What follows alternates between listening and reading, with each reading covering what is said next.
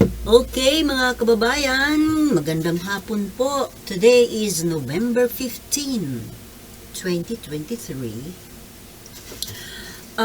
Ito pong pag-uusapan natin ngayon ay actually natalakay ko na kahapon. Pero mayroon akong gustong idagdag. Ito pong tungkol sa paglaya. Actually, hindi pa naman po talaga totally laya si Senator Laila de Lima. Temporary lang po, hindi pa tapos ang kaso, but at least it is very hopeful na about 98-99% okay na po ito. Luto na, kumbaga. Ngayon, dahil po dito sa kainitan ng isyung ito, ay talagang pinag-uusapan sa lahat ng sulok ng Pilipinas, maging ng buong mundo. Wow! Ganito kasikat si Senator Laila de Lima, no? Ang napapansin ko lang po, oo nga po na talagang pinahirapan na biktima itong si Senator de Lima. Talagang super grabing injustice po ang ginawa sa kanya, no? Pero, ang isang pansin ko lang, ngayon pinag-uusapan ng lahat, pinag-uusapan ng buong mundo, and the fact na pinag-uusapan ng buong mundo, ito mismong pag-uusap na ito, the thing itself is already justice for the victim. The mere fact na pinag-uusapan ng tao, lahat ng tao nagbibigay ng kanya-kanyang opinion, and mostly, lahat pabor, or mostly, majority is pabor dito kay Senator de Lima. Ano po ba nirereklamo ko? Wala naman akong nirereklamo pagtungkol dito sa pagiging pagkakaroon ng atensyon na naibigay dito sa kasong ito. Ang akin lang po, pinag-uusapan kasi sikat. Sikat, di ba? Dahil sa sikat si Senator de Lima, malaking tao, nabibigyan ng atensyon ng mundo. No, ibig sabihin, the fact na nabibigyan ng atensyon, that fact itself is already justice. Justice in itself. But what about the other victims? Yung bang mga maliliit na tao, na kagaya nga ng nagiging opinion ng iba, na yung lahat na ibang naging biktima ni Digongio Duterte, yung victims ng EJK, yung sa deadly and bloody drug war, ay maliliit na tao na ayon nga sa opinion, faceless, walang mukha, walang pangalan, wala man lang nag-i-invite sa mga forum, wala man lang nag-i-interview, na kahit anong grupo, lokal man o international, kasi maliit na tao. So doon mo po maikukumpara na ang hustisya talaga dito sa mundo, lalo dito sa Pilipinas, ay para lang sa malalaking tao. Mali ba?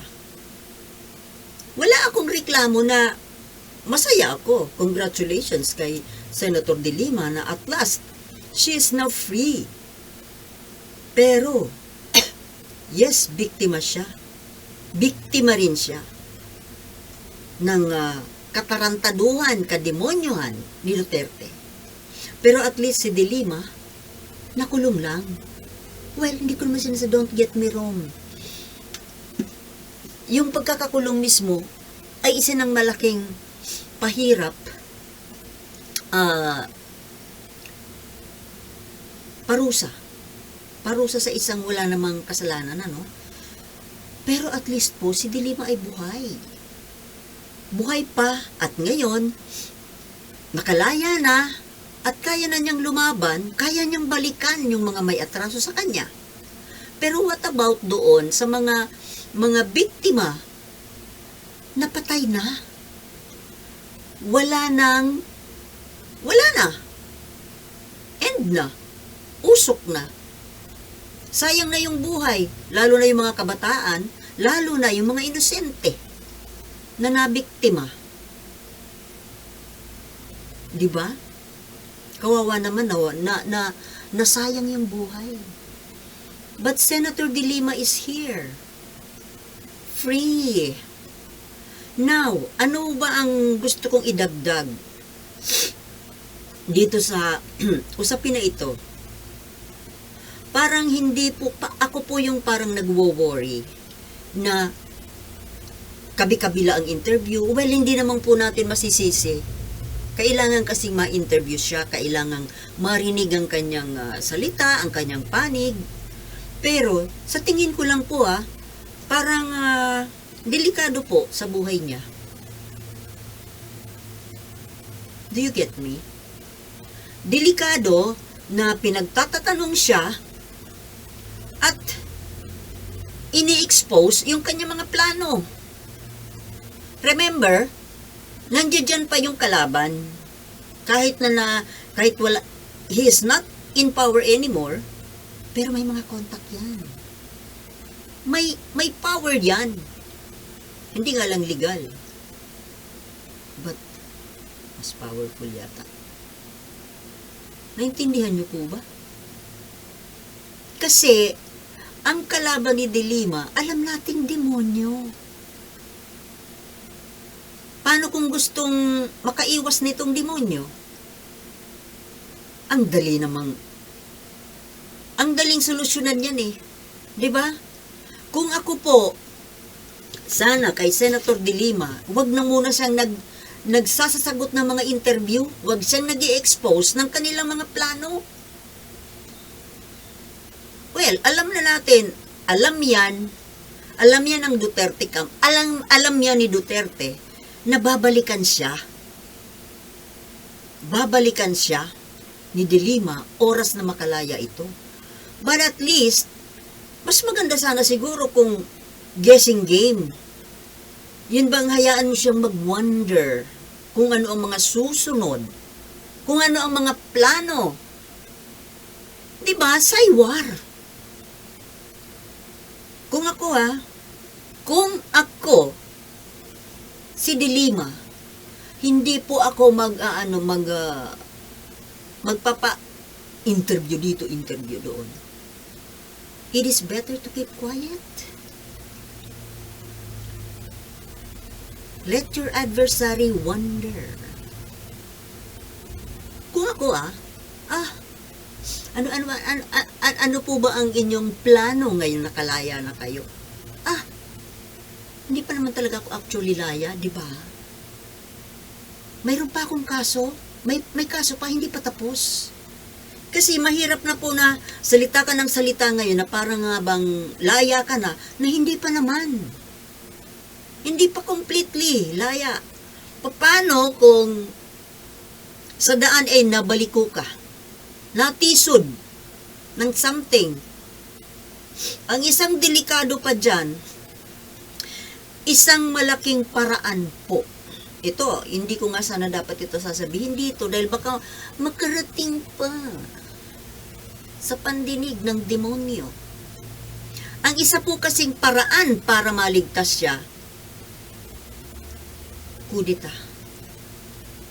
Diyan na naman po papasok ang kudita.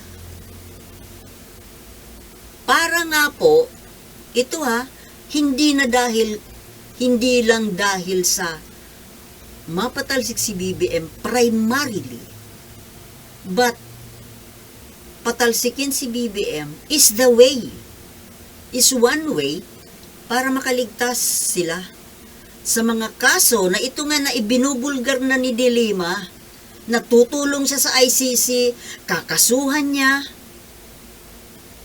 Kahit oo nga, kung ako, natural, may balak akong kasuhan yan. May balak ko na tumulong sa ICC. But you don't have to say that in public.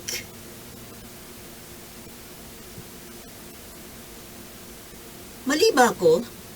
Well, kung ako masyado kasing excited, bawasan sana ang excitement. Kung ako yan, wala muna sa isip ko ang mga bagay na yan. Gusto ko munang magkapagpahinga, gusto ko magbakasyon, gusto kong matulog ng mahimbing, makakain ng bulalo, makapiling ko ang aking mga anak, ang aking ina. Doon muna ako. Wala muna sa isip ko yung mga paghihiganti, mga kaso-kaso. I want my mind to rest first. Di ba dapat ganun? Kasi kung tutuusin, wala pa eh. Hindi pa nga talaga buo ang kalayaan. At dahil tuloy dyan, pati tuloy si Bongbong Marcos ay pwedeng mapahamak. Dahil nga, kudita is the only way. I mean, one of the best way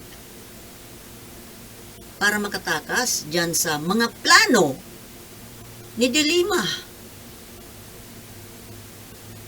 Hindi naman nag-iisip po eh.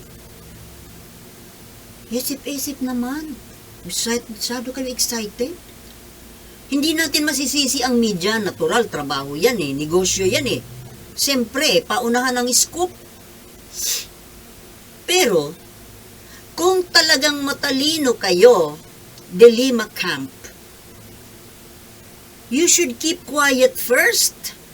Pero hindi na. It's too late eh. Wala na. In-expose mo na eh. In-expose mo na yung plano. Sa palagay mo, walang gagawing panlaban yung demonyo? Alam mo naman ang utak ng demonyo kung paano mong gumalaw. Mukhang hindi yan papayag na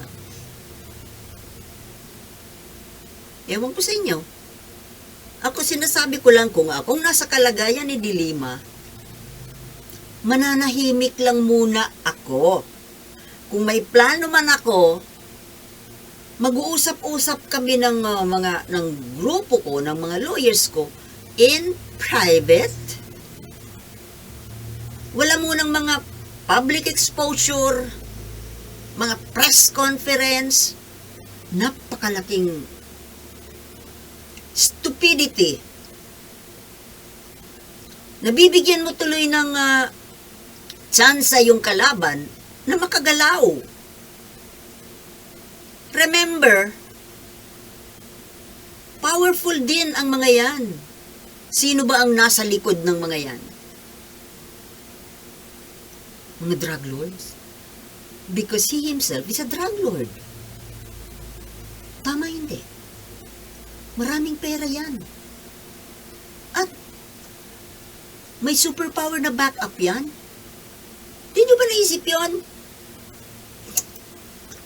Talaga super excited eh. Inilalagay nyo ang mga sarili ninyo. Lalo na ikaw, Senator De Lima, inilalagay mong sarili mo sa panganib dyan sa ginagawa mo. Pati tuloy yung gobyerno ni Bongbong Marcos na ilalagay mo rin sa panganib. Di buong Pilipinas inilagay mo sa panganib. Sana nagbigay ka ng mga speeches, ng mga interviews after na ng complete acquittal and freedom.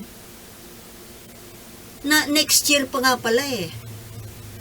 Hindi tayo nakakasiguro kung ano ang nasa utak ng isang demonyo. 'Di ba? Mali. Wrong moves. Pati tuloy yung bansa natin malalagay sa panganib niyan. Sasabihin nyo masyadong far-fetched ang utak ko. It's better to be far-fetched than to be blind. Tama? Dapat ang gawin mo dilema, mag-rest ka muna sana. Be with your family first and be with yourself. Re-energize muna, recharge. Saka na sana yung mga ang aga pa. Hindi ka pa nga ngayon makakagawa na yung mga plano mo dahil kailangan mo nang hintayin pa yung inyong total acquittal na ilang buwan pa mula ngayon. Kung ako sa iyo, asikasuhin muna yung coming Christmas. 'Di ba? Yun muna sana dapat, asikasuhin mo muna yung personal mong buhay. Matagal kang nawala sa pamilya mo, 'di ba? Yun muna, saka na yung mga masyado nagmamadali. Sigurado naman yan eh. Di ba mga kababayan? Mali ba ako? Inda ko si mo. Oh. Basta yun lang po ang masasabi ko. Mali po na panayang expose ng mga plano. Kahit ano, kahit saang laban, kahit anong laban, military man or economic or business or anything, personal man, it's not advisable to be exposing your plans. Ay, dako. Matalino. Masyado lang kasing mali. Wrong move. Bueno mga kababayan, ito lang po ang gusto kong masabi at sana po makarating sa pandinig ni Senator De Lima na mali po, na nagdadadakdak. Para ka na rin si Digong. Napapahamak si Digong dahil sa dakdak ng bibig. Yung madali makapahamak po ang bibig eh. Di ba? Hi mga kababayan, okay, thank you for watching and I'll see you in my next vlog. Peace!